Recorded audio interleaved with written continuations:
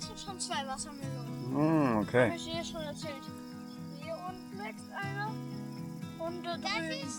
Das ist eine Honigmelone. Was? Das ist eine Honigmelone. Wassermelone Und das da hinten sind Honigmelonen. Ja.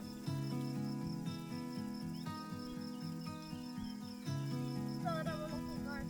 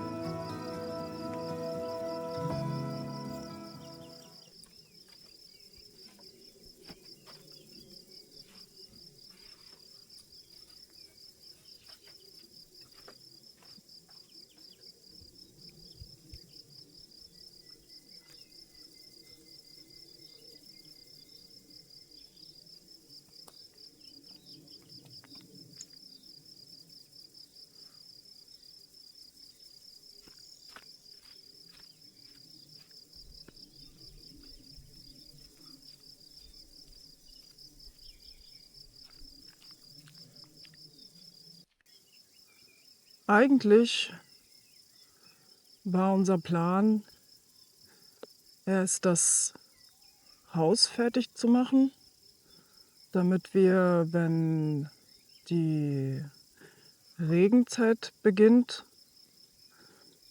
ein Dach über dem Kopf haben, in dem das trocken ist und warm ist. Aber jeder, der unser erstes Video gesehen hat, der weiß, dass ich gerne mal Dinge dazwischen schiebe, die auf der Prioritätenliste nicht unbedingt ganz oben stehen. Und dazu gehörte eben auch der Garten. Aber ich musste einfach wissen, was habe ich, was muss getan werden, wie wachsen die Pflanzen hier, wie reagieren die Pflanzen auf die Hitze im Sommer. Und deswegen habe ich einfach angefangen, habe jede freie Minute genutzt, um Pflanzen anzuziehen, um Beete anzulegen, einen kleinen Garten zu schaffen, der uns vielleicht einfach ein paar Früchte erbringt, die uns wirklich nähren. Angefangen hat das Ganze mit dem Süßkartoffelbeet, wobei das nicht wirklich minimaler Aufwand war, das war schon ziemlich viel Aufwand. Die ganze Erde aufzulockern, von Steinen und Wurzeln zu befreien, dann die verschiedenen Lagen mit Obst- und Gemüseabfällen, mit Stroh und Das war schon ziemlich aufwendig, aber die restlichen Beete habe ich so gut wie ohne Aufwand angelegt, habe eine schwarze Plane auf den Boden gelegt und durch die Sonne wird das unter der Plane einfach so heiß, dass darunter die ganzen Pflanzen absterben und ich den Boden dann einfach nur noch wirklich da, wo ich pflanzen wollte, einfach ein bisschen auflockern musste. Dann habe ich ein bisschen Dünger mit eingearbeitet. Hier sind überall so alte Kuhfladen verteilt. Die eignen sich super als Dünger. Die habe ich einfach klein gemacht und mit untergehackt. Und da habe ich dann direkt die Pflanzen reingesetzt. Und das hat ganz gut geklappt. Aber tatsächlich ist es so, dass hier ohne Mulch schwierig, weil der Boden durch die extreme Hitze jetzt im Sommer so extrem austrocknet, dass auch die Wurzeln von den Pflanzen heiß werden. Und wenn das passiert, dann stirbt die ganze Pflanze ab. Das Problem mit dem Mulch hatten wir aber schnell gelöst, weil wir einfach Stroh besorgt haben. Das sollte nicht das Problem sein. Aber dann haben wir hier noch extrem viele Mitesser sozusagen. Wir haben wirklich alles. Wir haben von Maulwürfen über Wühlmäuse, Maulwurfsgrillen, diese richtig großen Heuschrecken. Dann haben wir jede Menge Ameisen, wobei ich die nicht verteufeln möchte. Die sind ja eigentlich super, die lockern uns den Boden. Auch die Wühlmäuse und die Maulwürfe lockern den Boden, aber sie fressen halt extrem viel ab. Ich hatte alleine 28 Paprikas und Chilis gepflanzt. Und davon sind jetzt wirklich nur noch 7 oder 8 Stück übrig. Ist alles abgefressen. Ganz viele sind eingegangen. Die Gurken hier unten, davon sind auch schon 2 eingegangen, auch abgefressen an den Wurzeln. Und es ist einfach, wir müssen über kurz oder lang, müssen wir den Boden einmal komplett auflockern, müssen ihn anreichern, weil wir einen extrem festen Boden haben. Es ist sehr lehmhaltig. Der Boden ist extrem fest und die Wurzeln haben es wirklich sehr schwer, sich da durchzuarbeiten. Und hier muss einfach Nährstoffe müssen in den Boden. Es muss ein bisschen Sand mit rein, damit der Boden lockerer wird. Und dafür brauchen wir dann einfach auch ein größeres Gerät. Gut funktionieren hier die Auberginen, die wachsen super. Und im Süßkartoffelbeet, da hatte ich ganz viele Süßkartoffeln angezogen, also so wie man das klassisch macht. Die Süßkartoffel in Wasser stellen und dann die Triebe abschneiden und wurzeln lassen und dann einsetzen. Da hatte ich 20 Stück gepflanzt und auch die wurden alle abgefressen. Davon sind jetzt noch 3 oder 4 übrig. Von diesen Senkern sind 3 oder 4 übrig. Und dann hatte ich noch 3 ganze Süßkartoffeln bewurzelt. Und die habe ich noch eingepflanzt, leider erst viel später. Und die wachsen jetzt tatsächlich sehr gut. Dann habe ich an das Ende noch eine Wassermelone und eine Honigmelone gepflanzt. Die wachsen jetzt auch sehr gut, blühen auch, und auch an der Wassermelone bilden sich jetzt immer mehr Früchte, was mich natürlich sehr freut.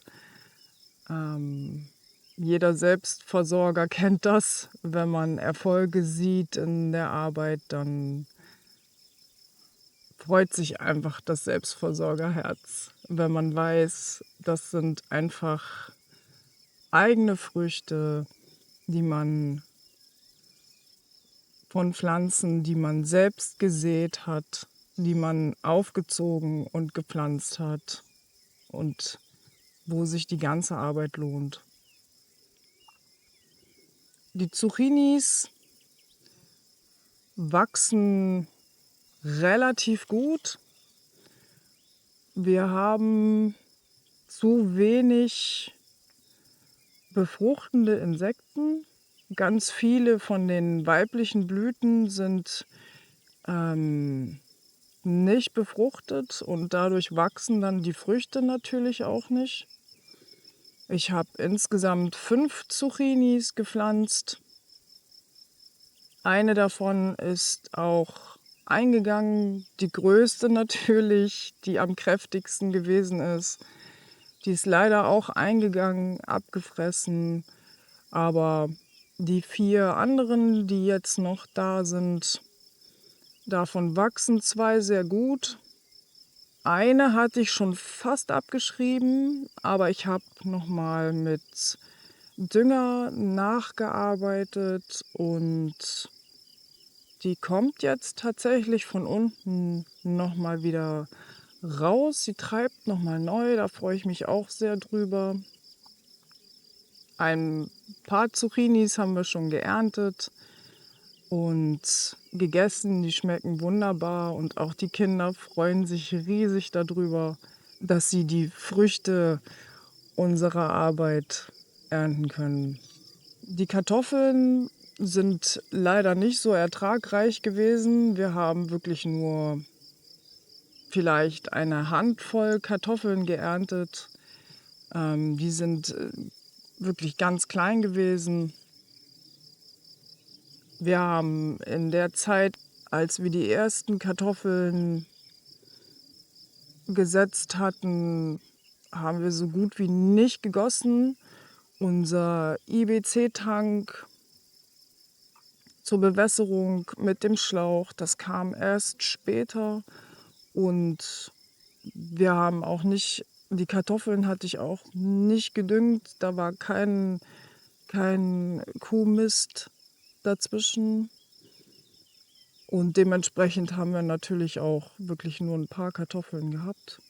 Aber die Erfahrung, die Kartoffeln zu ernten, war einfach für die Kinder wunderbar. Es hat so viel Spaß gemacht. Aber wir haben jetzt nochmal eine zweite Runde Kartoffeln gesetzt mit 3 verschiedenen Kartoffelsorten, mit Kuhmist dazwischen, und jetzt haben wir ja auch die Möglichkeit zur Bewässerung und jetzt schauen wir, wie es jetzt klappt. Die Tomaten machen sich hier unten auch sehr gut. Die Früchte sind zwar nicht sehr groß, aber die Tomaten wachsen dennoch sehr gut. Jetzt werden sie auch langsam rot, die Früchte. Und die Chilis und die Paprikas wachsen jetzt auch, bilden jetzt die ersten Blüten. Und dann müssen wir einfach schauen, wie das mit der Fruchtbildung wird. Für die Bestäubung hatte Ramin mir diesen Baumstamm fertig gemacht. mit den Löchern für die Blattschneiderbienen. Das hat super geklappt und davon werden wir im nächsten Jahr auf jeden Fall mehr machen, damit wir hier noch ein paar mehr Bestäuber anziehen, damit wir eine bessere Ernte haben. Das große Ziel am Ende soll sein, dass wir die ganze Fläche bewirtschaften und eine Art Agroforst entsteht und wir uns davon, sagen wir mal, zu 90% selbst versorgen können.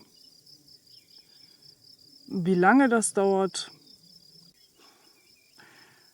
das wird sich zeigen. Aber ich würde mich freuen, wenn ihr uns dabei begleitet.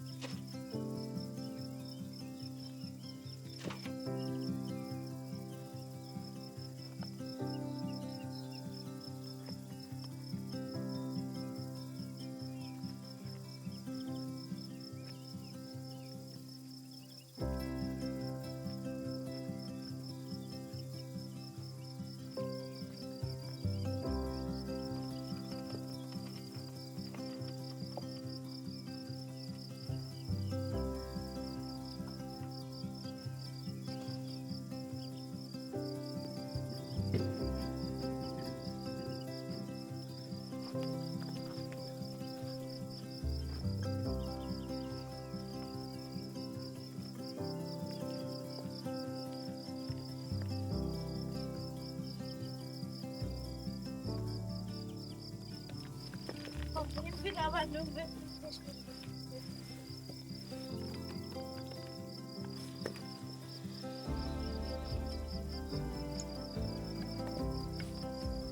Schon mal geschafft.